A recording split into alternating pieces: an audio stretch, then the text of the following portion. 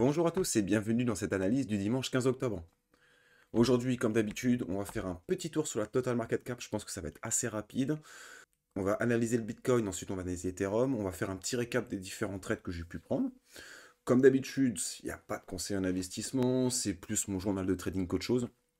C'est plus pour le fun et le divertissement. Euh, je vous rappelle que les indicateurs sont ouverts à tous. N'hésitez pas à demander votre accès, c'est gratuit. On a sorti une nouvelle mage sur l'indicateur d'harmonic pattern avec backtesting, anticipation des prochaines figures, etc. Vraiment un petit bijou. Il y a encore pas mal de petites choses encore à améliorer. Il y a encore des petites coquilles à droite à gauche. Mais en soi, l'indicateur est fonctionnel. J'ai eu plein de bons retours jusqu'à présent, ça fait plaisir. N'hésitez pas à continuer. Voilà, on ne perd pas plus de temps. C'est parti. Alors, nous voici sur la Total Market Cap en 12 heures, sur la charte YouTube, parce que pour ceux qui me suivent, vous savez que j'ai deux charts, on en parlera après. Pour rappeler les bases, on a probablement ici une tentative d'accumulation de liquidité ici. Il y a un bloc intéressant ici qui m'intéresse. Si cette accumulation est validée, l'accumulation un peu fuchsia, elle est un petit peu effacée, je m'attends au moins à un retest, comme j'explique souvent, au moins une purge sur ces niveaux-là. Pourquoi pas revenir au moins dans ce bloc ici. Pour l'instant, je pense que ce bloc va être défendu. Je pense que globalement, plus haute unité de temps, la poussée n'est pas finie. Comme j'expliquais dans la dernière vidéo, ici on pourrait avoir pourquoi pas un début de distribution. Avec un BC, un AR, un ST, un saut, avec une deuxième accumulation de liquidité ici. On la voit très très bien ici.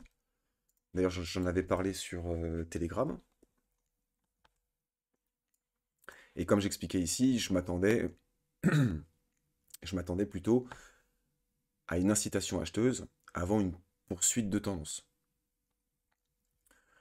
Revenir ici, nous créer un saut, donc venir prendre toute la liquidité. Venir fermer l'imbalance qu'il y a ici, et pourquoi pas repartir. Si on repart, ce serait éventuellement pour un UT UTAD. Puisque ici, techniquement, avec cette grosse incitation acheteuse, on a quand même refermé pas mal on a refermé pas mal de déséquilibres. Il reste plus grand chose à fermer. On peut toujours faire un dernier plus haut selon moi. Mais globalement, globalement, le taf est fait. Si cette distribution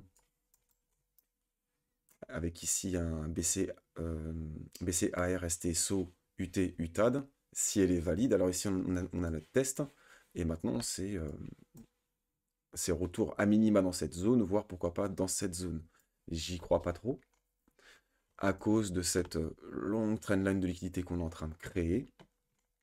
Elle va vraiment, et prendra vraiment tout son sens si on vient justement récupérer un saut, parce que du coup ça fera de multiples contacts, etc. La tendance sera bien confirmée, notamment sur Ether et compagnie, on va aller voir ça après. Donc voilà, globalement pour l'instant, tout ce qui se passe entre ce plus haut ici et ce plus bas ici, pour l'instant c'est du complexe pullback, on laisse le prix travailler, on agit soit dans ces zones ici, dans ce dernier bloc ici, soit dans ce dernier bloc ici. Là on voit que la liquidité commence à s'accumuler, pardon, donc il y a fort à parier que le prix revienne ici. On a aussi, hop, alors, il y a beaucoup de figures, mais on a aussi un potentiel shark qui pourrait commencer ici.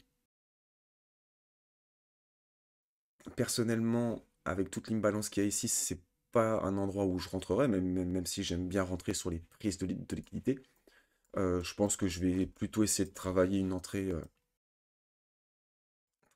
un petit peu plus basse. Pourquoi pas, au moins à 50% du déséquilibre. De toute façon, on verra l'action de prix à ce moment-là. Mais vraiment ici, c'est une zone où je m'attends à ce que le prix... bon, je vais la tracer vulgairement, mais je m'attends à ce que le prix se retourne.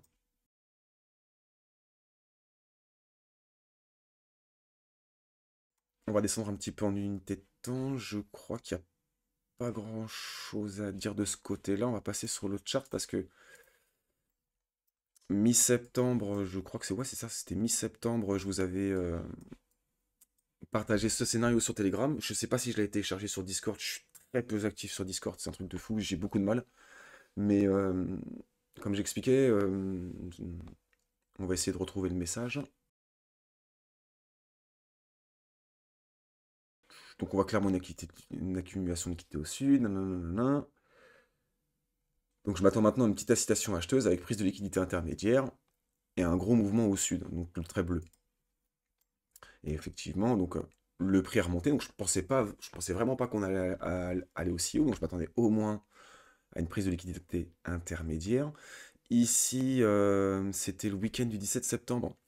J'étais en live sur Twitch et j'expliquais que du coup c'était pas une zone que j'irais trader parce qu'on était dans la zone de rechargement de short.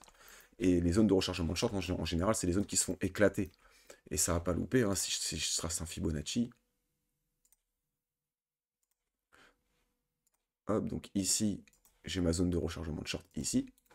On revient en zone de rechargement de short, on fait du M, double M, on incite les gens à short et derrière on les défonce. C'est très très souvent comme ça, c'est pas des zones où j'entre en position. Les zones où je vais rentrer en position, ça va être éventuellement dans la zone qu'il y a au-dessus, hop, jusqu'au 0,886. Attendez, hop, je vais vous mettre les niveaux, hop, à la limite, pourquoi pas, ça c'est une zone où je pourrais rentrer, mais je trade stop de manière très agressive, toujours. Mais je préchote un peu parce que ça, on va en parler sur Bitcoin juste après.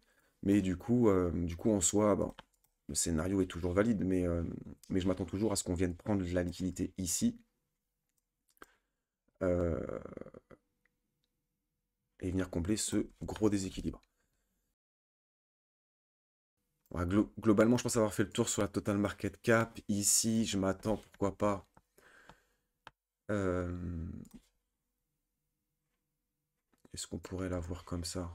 Fonctionnerait comme ça? Ouais, c'est pas mal. C'est pas mal, c'est pas mal, c'est pas mal. Donc on a une belle accumulation de liquidité. Il faudrait pas grand-chose pour motiver énormément de gens demain en début de semaine pour rentrer en position avec un W, etc. Machin. Et derrière, on retourne le marché. Pourquoi pas revenir dans cette zone d'imbalance? Je suis moyennement fan. Euh, Ouais, si, pourquoi pas. On a les 50% qui sont là. Euh, Ça m'étonnerait qu'on revienne plus haut que les 50%. À voir, à voir. Je vais peut-être laisser ça. Ce scénario, il me plaît bien. J'aurais peut-être dû le faire un petit peu plus haut, mais bon, c'est pas grave, on s'en fout. Euh, L'idée est là. Je vais garder le petit rond. Hop. Voilà, on perd pas plus de temps, on passe maintenant sur Bitcoin. C'est parti. Alors là, on est sur ma charte du Bitcoin. Bon, c'est un souk pas possible. Je vais en profiter pour faire un petit peu de ménage. J'ai petite extension de Fibonacci. Donc première zone de rechargement ici où on a marqué un petit temps d'arrêt. Ensuite, il y a eu celle-ci où on a marqué un top local. Celle-ci entre 272 et 3618 ou pareil. On a marqué un petit top local, etc. Donc je m'attends à ce que le prix, pourquoi pas, revienne avec une extension au 4,618, pourquoi pas. Ça, je pense que je vais le garder. Celui-ci, je vais le garder parce que pour moi, c'est le dernier bloc pertinent. Ici, j'ai pris... je vais peut-être vous montrer, ce sera peut-être mieux. Hop, ici, j'ai pris mon bloc acheteur et mon bloc vendeur avec l'extension de Fibonacci. Oups. Et ce qui me donne une zone de potentiel de retournement ici. Elle m'intéresse beaucoup, beaucoup cette zone. Celui-ci, je pense que je vais pouvoir le retirer parce que c'est ce bloc acheteur et ce bloc vendeur. Je voulais savoir jusqu'où on pouvait avoir une extension si le prix repartait. Du coup, bah, même exercice entre les 1,206, entre les 1,272 et les 1,618. Hop, bingo, le prix, il a marqué un top local ici.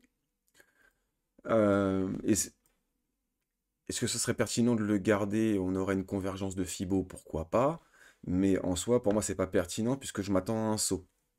Si on fait pas de nouveau plus bas, ici, Dans ce cas-là, oui, ce sera pertinent et ce sera une confluence de Fibonacci assez intéressante. Mais pour l'instant, je pense que je vais plutôt le supprimer, ça va m'alléger ma charte. Ici, j'ai ce dernier mouvement-là, je vais le garder parce qu'on va en avoir besoin juste après. Voilà, grosso modo. Un peu pareil que sur la Total Market Cap, grosse accumulation de liquidités ici. Il y a un monde où il y a une distribution rose ici qui pourrait prendre tout son sens. Euh, alors, alors. Dans la dernière analyse, je crois qu'on était à peu près ici. C'était il y a très longtemps. J'expliquais que du coup, donc après le mouvement baissier, très souvent on a un retest aux alentours des 50%, donc c'est souvent des bonnes entrées, voire pour une continuité baissière si la distribution qu'on avait vue était valide, la bleu ciel. Hop, je vous la remonte. Ici, UT, UTAD. Donc si c'est valide, je m'attends à un test en fait ici, puisque j'ai pas réellement eu de test ici. À part sur Binance, on avait vu ça où on a vu une mèche de liquidité qui est venue au retest, mais je suis pas convaincu en fait. Je suis pas convaincu. Après, c'est très personnel, mais admettons c'est valide. Donc du coup, je m'attendais au moins, c'est ce que j'explique en vidéo, c'est qu'au moins un retour aux 50%, voire pourquoi pas au niveau du dernier bloc ici. Donc ensuite, le prix, bon, du coup, il est bien remonté pile poil aux 50%. Il a clôturé pile poil aux 50% avant de se retourner. Incitation acheteuse, incitation vendeuse. Ici, j'ai un premier mouvement assez impulsif. Derrière, j'ai pourquoi pas un choc, en fait, tout simplement. Euh, donc, accumulation de liquidité, prise de liquidité, accumulation, manipulation. On a probablement une distribution qui se met en place. Donc, si j'ai une distribution qui se met en place, même exercice, je prends mon extension de Fibonacci, je prends mon dernier bloc acheteur, mon dernier bloc vendeur. Hop, on va être un peu plus précis. Et on voit que le prix est revenu pile poil dans cette zone. Alors pour moi, c'est pas suffisant, mais en soi, ça m'a pas empêché de prendre des positions. Donc je m'attends à ce que le prix se retourne au moins ici. Je vous avais annoncé aussi, je crois que c'était en 4 heures qu'on voyait ça, et je crois qu'il a pris le trade en 4 heures. On va attendre un petit peu qu'il charge. Euh, mais il me semble bien qu'il a pris le trade en 4 heures ici. Je crois que c'est un crap qu'il a pris, ou un cipher. Et du coup, ici, c'est quand même une zone potentielle de retournement, ce qu'on appelle une PRZ. Donc oui, il avait pris un cipher ici. Bon, là, depuis, il est rentré en position. Sur un Gartley, impeccable. Qu'est-ce que je voulais dire d'autre? Ici, j'ai deux positions. Ici, c'est deux positions que je vous avais partagées sur Telegram. C'était deux zones où je vous avais dit éventuellement que je pourrais, pourquoi pas, chercher des setups de retournement, en fait, tout simplement. Je crois qu'il est plus haut. Hop, juste ici. Euh, donc voilà, ici j'avais mis mon stop un petit peu plus haut ici. Ici, je crois que je l'avais mis pile poil à hauteur. Pourquoi? Parce qu'ici on est sur du complexe pullback. Donc théoriquement, il y a un monde où on peut faire un equal high, une incitation vendeuse. Et là, je trade stop. Donc ce qui fait que je sors au moins à break-even, voire je prends un petit épée sur un M, pourquoi pas. Donc c'est pour ça que j'ai mon stop qui est toujours un petit peu plus haut. Ici, j'ai mon stop qui est pile poil au niveau. Pourquoi? Parce que ici, j'ai un retest aux 50%, donc je pars du principe que ce bloc-là va être défendu et qu'on n'est pas censé faire un plus haut. Si j'ai une continuité baissière. Donc j'ai toutes les raisons du monde de trade stop ici, si jamais j'aurais pris cette position. Ici, on avait la zone potentielle de Cypher et de Shark. Donc on a vu que le Cypher, lui, s'était déclenché. Donc ça, je vais pouvoir les retirer, ça va faire pas mal de ménage. Pam pam pam. C'était ici sur Twitch que j'avais dit que je ne traiterais pas cette zone parce que c'est une zone de rechargement de short. Du coup, incitation vendeuse, on déménage tout le monde. Là, on sait que les gens qui sont bears, on leur a mis une tape derrière la tête. Ici, on leur a dit le marché n'est pas bear, il est boule. Derrière, on leur casse la tête encore. On est en train de secouer les gens là. Juste avec l'action de prix, ça se voit. Et en utilisant un peu de psychologie, entre guillemets, on va dire. On va s'intéresser à cette zone parce que du coup, je voulais en profiter pour vous expliquer comment j'ai pris ces positions que j'ai complètement foirées sur des YDX. J'ai fermé mon short alors que je me suis trompé, c'était mon short sur MYC que je devais fermer, donc j'ai un peu chié dans la colle. C'est pas bien grave. Donc, hop, on va descendre en unité dedans. D'habitude, je poste mes setups au moment où je rentre en position. Là, je ne l'ai pas fait, donc du coup, c'est pour ça que j'avais partagé mes prises de position sur MXC parce que voilà, il fallait que je montre que je m'appelle pas CryptoSauce. Pardon. Il y aura un bip au montage, hein, vous couperez au montage, comme dirait l'autre. Pardon, je couperai ça. Mais du coup, ici, comme j'expliquais, on choque les gens, incitation acheteuse, bim, on retourne le marché. Et c'est là que c'est très intéressant à voir. Donc, qu'est-ce qui se passe? On rentre dans le week-end. Donc là, on est vendredi. Là, on est vendredi. Ici, on rentre dans le week-end. Et c'est très, très intéressant de regarder ce qui se passe le week-end parce qu'on a très souvent des informations très, très importantes sur ce qui va se passer la semaine qui suit. Du moins, les jours qui vont suivre. Donc, je rappelle, prise de liquidité au sud, prise de liquidité au nord. On est en train de choquer les gens. Il y a toutes les raisons du monde que la manipulation ne soit pas finie. On sait que quand on fait des breakouts, ça je vais pouvoir l'enlever, quand on fait des breakouts, ça motive des gens à rentrer, mais ça motive des gens aussi, enfin à rentrer en position longue, mais ça motive aussi des gens à rentrer en position short. Donc derrière, incitation vendeuse, on va d'abord se concentrer là-dessus, parce que là je vais un peu trop vite. Donc ici, j'ai ma prise de liquidité. Le prix redescend. Le prix remonte. Ici, j'ai une incitation acheteuse avec un petit W, tout machin. Ça, c'est destiné à duper les indicateurs. Le prix revient, le prix redescend. Ici, j'ai une accumulation de liquidité. Le vendredi soir, session asiatique, j'ai une prise de liquidité. Ok. Si, en fait, ce que j'ai pas expliqué, pardon, c'est que ici, je m'attends à quoi? À une redistribution. Donc si j'ai une redistribution, ça veut dire que j'ai un BC ici, que j'ai un automatic rally ici. On peut voir ici, pourquoi pas le ST, avec cette accumulation de liquidité, mais j'aime bien dire ici ST. Ici, j'ai mon incitation vendeuse. Donc si j'ai mon incitation vendeuse, j'ai mon signe de faiblesse, j'ai mon saut. Si j'ai un saut, je m'attends à un UT UTAD. Alors, est-ce que ça c'est un UT? Moi, j'y crois pas. Pour moi, c'est ni plus ni moins qu'un deuxième ST. Parce que rappelez-vous, tout ce qui se passe entre ce bloc ici et ce bloc ici, c'est du complexe pullback. Donc ici, qu'est-ce que j'ai? Accumulation de liquidité. Et derrière, ça n'a pas loupé, hein. On est venu chercher ça très rapidement. Là. Donc si j'ai un ST ici, bah, j'ai très probablement un UT ici. Si j'ai un UT, je m'attends soit à un test avant une poursuite baissière. Donc plutôt, je vais le mettre... Parce qu'à ce moment-là, mon test est potentiel. Oups, j'ai fait une bêtise. Et au pire, je m'attends à un UTAD. Et un UTAD, souvenez-vous, il intervient dans la zone que j'attends, du coup. Si j'ai un UTAD, fatalement. Donc en soi, ici, c'est les zones où je peux chercher du short. Donc ici, j'ai mon incitation. Ici, j'ai mon accumulation de liquidité avec mon incitation acheteuse. Ici, on pourrait rentrer sur un test, parce qu'ici, on sait que l'objectif, c'est d'aller récupérer cette liquidité. Au pire, on se fait sortir, mais c'est pas grave. On sait qu'on a un UT UTAD, on re-rentre en position, parce que l'objectif, c'est d'aller récupérer cette liquidité. Donc ici, j'ai le week-end qui s'amorce, j'ai surveillé ma position tout le week-end, j'ai voulu rentrer en position ici, au break de la structure, mais j'ai hésité, j'ai pas pris ma position, mince. C'est pas grave, c'est pas grave. Le prix, il casse le lendemain. Incitation acheteuse. Et j'étais rentré ici aux alentours de 10h30. Je crois pas que je suis connecté. Non, je suis pas connecté à des YDX, mais je ferai une capture d'écran après de ma position. Euh, du coup, je suis rentré ici. Ouais, c'était le matin.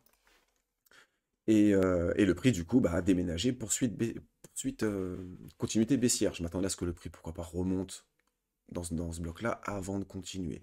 Du coup, je fais quoi? Je trade stop de manière très agressive. J'ai hésité à prendre TP ici parce qu'en fait, j'ai une target beaucoup plus basse et ça me faisait chier de prendre TP ici, j'étais sans levier. Je trouvais ça un petit peu dommage, donc du coup, mon idée c'était de prendre TP ici. Je ne l'ai pas fait non plus.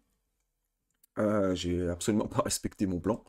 Mais je m'en fous en fait, parce que l'idée c'est de trade stop en fait. Ici j'ai mon alerte, je sais que le prix sera remonté trop violemment, je serai sorti de position en fait. En ce moment j'ai le temps, je suis derrière les écrans, enfin j'ai le temps entre guillemets, mais je suis pas loin des écrans donc je peux couper ma position très rapidement. Bref, donc on vient casser, réincitation acheteuse, on short, poursuite baissière. Ici j'ai une petite accumulation de liquidité. Euh, Ici, j'en ai une autre, donc très probablement que la manipulation n'est pas finie. Peut-être même très probablement qu'on peut se dire qu'on attend encore un UTAD. Parce qu'on pourrait avoir une plus petite redistribution ici. On va faire ça en jaune. Parce qu'ici, on aurait un AR. Du coup, on aurait notre ST ici. Parce que le ST n'est pas fini. En fait, c'est tout ça l'accumulation de liquidité, en fait. C'est pas que des accumulations de liquidité horizontales. Ici, on a un autre ST, en fait, cette accumulation de liquidité, qui justifie, pourquoi pas, un saut. Et derrière, on va s'attendre, du coup, à un UT UTAD. Au moins UT. Si j'ai mon test ici, bah, j'ai toutes les raisons du monde de au moins 13 stops ici, c'est sûr. Ici, je vois pas réellement, si je joue, parce que c'est vrai on voit peut-être pas les mêmes choses, mais ici, si je joue, j'ai pas réellement d'accumulation de liquidité dans cette zone. Pour moi, cette mèche-là est revenue dans ce bloc ici, donc en fait, on n'a plus de raison de remonter dans cette zone, donc poursuite baissière, en fait, c'est tout à fait logique. Donc je peux me permettre, à minima, de trade stop, en fait, ici, ici. Et là, ce qui est inquiétant, c'est qu'effectivement, on a une petite accumulation de liquidité ici. 3 fois rien, c'est pas fou, mais ce serait pas choquant de voir un prix qui remonte pour redescendre. Donc c'est pour ça que j'étais resté à peu près dans cette zone-là de trade stop. Hop, ABE. Donc voilà, ça c'était pour expliquer ce trade-là. Maintenant, je vais pouvoir l'effacer parce que du coup, il est plus bon. J'ai complètement chié. J'ai complètement chié. Du coup, j'avais pris cet autre trade-là sur MXC. Donc là, on était sur des unités de temps encore plus basses. Donc ici, c'était assez évident. Ça, je vous l'avais partagé. Accumulation de liquidité. Ici, prise de liquidité. Le prix réintègre. Si je crois même que je redescends en unité de temps. Voilà. Donc ici, on a quoi? On a une mèche qui vient faire un plus bas. Donc ici, on a l'intention d'aller au sud. C'est ravalé parce qu'il y a probablement toute la liquidité. Derrière le prix, entre guillemets, test. Je pense que si on regarde, on est à minima à 50% du déséquilibre. Si je prends le déséquilibre d'ici à ici, on voit qu'on est à 50% pile poil. Donc on est revenu fermer le déséquilibre à 50%, quasiment pixel perfect. Et derrière, on déménage. Donc j'ai mon break de structure, j'ai mon retest, j'ai toutes les raisons du monde de rentrer en position. Ça, je vous l'avais partagé aussi sur le Telegram, pardon. Et puis voilà, donc du coup, bah, on laisse le prix s'exécuter. Ici, on avait une très belle indication comme quoi on avait de la liquidité ici. Ici, pareil. Ici, c'est un relative equal low, en fait. C'est quasiment un equal low, sauf qu'on est venu faire une touchette de liquidité, ce que j'appelle. Même principe ici. On est venu faire une touchette de liquidité. Donc on a ici, on sait qu'on a l'intention d'aller au nord, mais que le prix peut se retourner. Et du coup, bah, on target, on prend les TP, puis on trade stop. Le prix remonte, et c'est ce que j'avais dit sur Telegram. J'ai pris position, mais il y a... A few moments later. Donc j'ai retrouvé le message, voilà, donc c'est bien ça. Donc je pense qu'on peut repartir encore une dernière fois au nord. J'ai un peu de mal à trouver. Donc c'était le 13 octobre à 16h, 15h54 pour être précis. Et du coup, j'étais rentré en position depuis pas très longtemps. Voilà, donc c'était un peu précis. Et du coup, je disais, il y a quand même une forte chance qu'on reparte aussi au nord. Donc on est d'abord venu prendre une liquidité, inciter les gens à vendre, etc. Machin. On repart au nord et derrière, on leur tire les cheveux. Donc voilà comment j'ai pris ma position. Et puis du coup bah, je me suis fait trade stop à break-even. J'avais eu le temps de prendre un petit TP et voilà, parce que le prix il est reparti comme un sagouin. Donc hop, tout ça on va pouvoir le supprimer, ça va faire du bien, ça va faire de la place. Là on l'a liquidé. Ici le prix est revenu dans ce bloc-là. Donc en soi, il n'y a plus de déséquilibre à combler. Pourquoi pas... Là, on va aller voir ce qui se passe sur le perp, mais on dirait que là, on a un equal high, on est venu prendre une liquidité, et là, ils ont l'air de peut-être de commencer à injecter en sens inverse. Parce que je pense que, en fait, mon scénario, c'est, je m'attends ce soir, pourquoi pas, à une petite prise de liquidité au nord, intermédiaire, avant une poursuite baissière pour aller récupérer la liquidité qui est au sud, en fait. Je m'attends à ça. Euh, Ça, c'était ma position de la semaine dernière, où j'aurais dû prendre position. Surtout que là, on est sur le perp de Binance. On pourrait même l'avoir comme ça. On a une belle traîne de liquidité. Ça accumule à tout va. Donc, si on veut réaccumuler, à condition que ce bloc soit pertinent. Ah oui, on était venu au-dessus de la mèche. Si ce bloc est pertinent, du coup, je m'attends pourquoi pas à une dernière poussée au nord, pourquoi pas. Et dans ce cas-là, on aurait une petite réaccumulation, on viendrait ici récupérer de la liquidité pour repartir. Un peu comme sur la Total MCAP en fait. Donc ouais, pourquoi pas quelque chose comme ça dans l'idée avant de revenir ici, voir un peu ce qui se passe, STB Spring, prise de liquidité intermédiaire, test, et voir pourquoi pas revenir une dernière fois dans cette zone. Et on aurait UT ici, UTA d'ici. Pourquoi pas grand maximum. C'est pas mon scénario pour l'instant. Mon scénario pour l'instant est baissier. Je vise la continuation baissière. Je vais chercher du short. Euh, Même si en fait ça commence à être assez évident qu'on accumule pas mal de liquidités. On pourrait le voir comme ça. Euh, Ça pourrait commencer à motiver des gens à passer à l'achat pour pouvoir les sortir, pour pouvoir repartir. Euh, donc quelque chose où on pourrait voilà, inciter à acheter. Derrière, on déménage pour repartir. Euh, ouais, c'est deux grands scénarios, pourquoi pas, qui pourraient être assez intéressants. Alors, parce qu'ici, on a quand même de l'accumulation de liquidités qui est ici. On pourrait même voir quelque chose comme ça, etc. Mais quand je regarde le BTC CME, en fait, ici, j'ai bien un STB Spring avec un test, en fait. Et du coup, ici, il y a une petite réaccumulation qui pourrait tenir encore, en fait. Pourrait tenir encore. Et on voit bien ici cette belle trendline de liquidité. Vendredi, une petite incitation acheteuse. On est à 27 050. 27 050, ça ferait remonter peut-être, pourquoi pas, le prix d'ici ce soir, demain, pour pas qu'il y ait trop de gap au niveau du CME. Mais ici,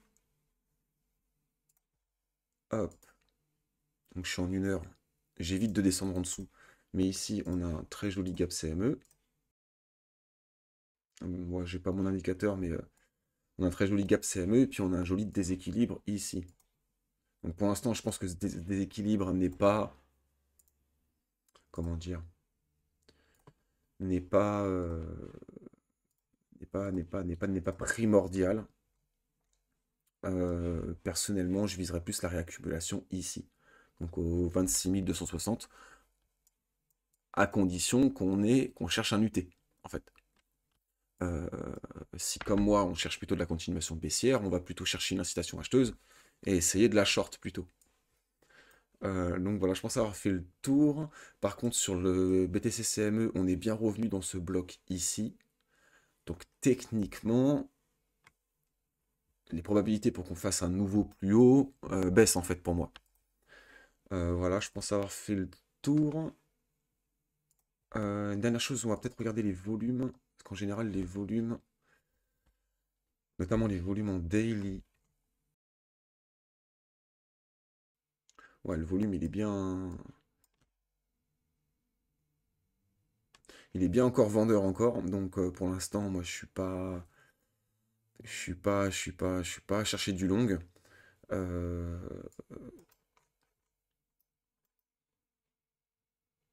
Moi, pour moi, ça, c'est assez évident que... Mon petit crayon, c'est assez évident que ça va finir comme ça, cette affaire. C'est sûr. Et derrière, on va voir ce qui se passe ici. Mais c'est sûr que ça va pas tenir, ça. Surtout que, on n'oublie pas, mais... Hop. Énorme gap CME ici. Ici, on a un joli déséquilibre aussi ici. Pour l'instant, pareil, comme l'autre. Pour l'instant, il n'est pas pertinent pour l'instant. Pour un test, oui, mais tant qu'on ne casse pas ce plus bas, pour l'instant, il n'est pas pertinent.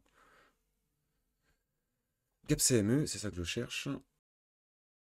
Oh, avec un gros déséquilibre au-dessus, une accumulation de liquidité au-dessus du déséquilibre. D'ailleurs, j'ai toujours pas trouvé un même tellement c'est récurrent. Voilà, je pense avoir fait le tour sur BTC, c'était assez long, mais il y avait beaucoup de choses à dire. Euh, Voilà, on perd pas plus de temps. Alors, très rapidement sur Ether, c'est un peu comme BTC, mais j'en ai pas parlé sur BTC, mais ici on est toujours sous le coup de cette triple divergence, avec la troisième qui a ravalé la précédente. J'en avais déjà parlé dans une précédente vidéo. Donc, ici, on s'attend à une incitation vendeuse à minima un M, voire un sommet de marché. Sommet de marché, j'y crois pas trop, sommet local, parce que ici, on a une belle accumulation de liquidité au-dessus d'un déséquilibre, comme d'habitude ici.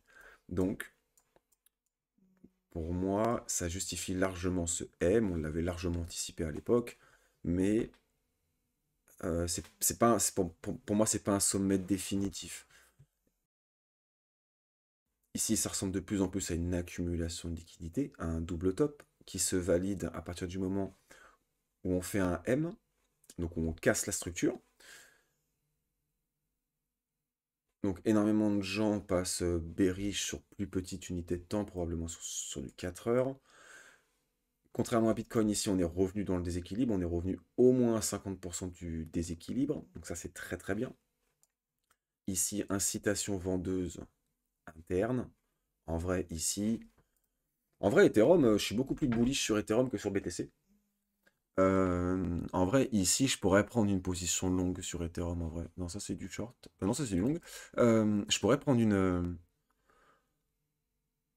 une position longue très agressive comme ça. Mais là, c'est pour aller viser au moins, déjà, premier TP ici, deuxième TP ici, et ensuite on laisse filer. Mais c'est pour aller au moins récupérer ça, c'est sûr. Et si on va récupérer là-haut, c'est pour aller taper là-haut. Mais, euh, mais on va voir que c'est pas ce que me dit les autres charts Ethereum. Du coup, là, fait chier, il faudra aller sous le bloc ici. Ça reste quand même un trade assez intéressant, hein, surtout si on va chercher un UT UTAD. Parce que là, on irait combler ce déséquilibre ici, donc on irait à target maximal au moins 50% du déséquilibre, un petit peu en dessous. Donc ce qui ferait un trade quand même assez intéressant, mais fait chier. Il n'y a pas grand chose à dire sur Ethereum, on a toujours grosse accumulation de liquidité au nord, grosse accumulation de liquidité au sud. C'est encore plus voyant maintenant avec ça. Donc du coup, là, très probablement, on l'a déjà fait un petit peu ici, mais même exercice, si jamais on voit que le prix commence à repousser au nord, c'est pour aller chercher, c'est pour essayer de faire de la contre-tendance, il faut aller chercher du short. Parce qu'ici, on sait que le prix reviendra dans cette zone, c'est quasiment obligatoire, et le prix il ira très certainement beaucoup plus bas. Euh, donc, euh, donc pour l'instant, je suis pas chaud. Euh, Ici, je rappelle qu'on a le prix moyen des Ethers stackés à 2400 $, un petit peu moins, ça a dû baisser avec le temps. Donc je pense que c'est un prix psychologique pour beaucoup de gens. Triple divergence, on en a parlé, les volumes continuent à être vendeurs. Je fais pas d'open interest parce que c'est beaucoup trop long. Mais qu'est-ce que c'est passionnant par contre. Donc ça, j'en parlerai pas en vidéo. Qu'est-ce que je voulais rajouter ici? Oui, ce que je voulais rajouter ici. C'est contrairement au perpétuel de Binance ici, où on est venu faire un plus bas et derrière un espèce de M interne. Ici, on a un très joli équal low qu'on a commencé à casser. Donc ici, on a l'intention de vouloir aller plus bas. Même exercice que de tout à l'heure à l'inverse. On a très probablement l'intention, je devrais dire ça plutôt, on a très probablement l'intention d'aller plus bas. Pourquoi pas un STB, pourquoi pas un Spring. Et ça permettrait de venir combler la fin de l'imbalance avant une continuité haussière. Si on prend les clôtures ici, ouais, c'est pas très joli, c'est pas très propre, net et sans bavure, mais on pourrait considérer ça comme un double top, sans problème. Sans problème, surtout si on vient clôturer en dessous, ce qui formerait un M, et du coup ce qui pourrait provoquer beaucoup de setup short en fait. Tous les indicateurs vont passer au rouge, etc. machin, et, euh, et ça peut permettre de facilement injecter des positions à l'inverse pour retourner le marché. D'ailleurs, le déséquilibre ici, en fait, il n'est pas fini. Non, je sais plus comment j'ai vu ça. Pourquoi il est aussi petit? Ah, d'accord, ok. J'avais dû l'affiner sur une unité de temps plus courte, en fait. C'est pour ça. Parce que du coup, sur du daily, il se voit pas. Ok. Bah, Ether, il n'y a rien à faire. Ether, il est déjà dans il est déjà parti, hein. Il n'y a rien à faire. On a un petit déséquilibre ici. Bon, je vais peut-être le laisser déséquilibre hop, je vais peut-être le laisser de déséquilibre de marché. Parce que tout le monde ne connaît pas mes codes couleurs. Donc ici, même exercice, accumulation de liquidité. Ça ne me choquerait pas qu'on revienne ici.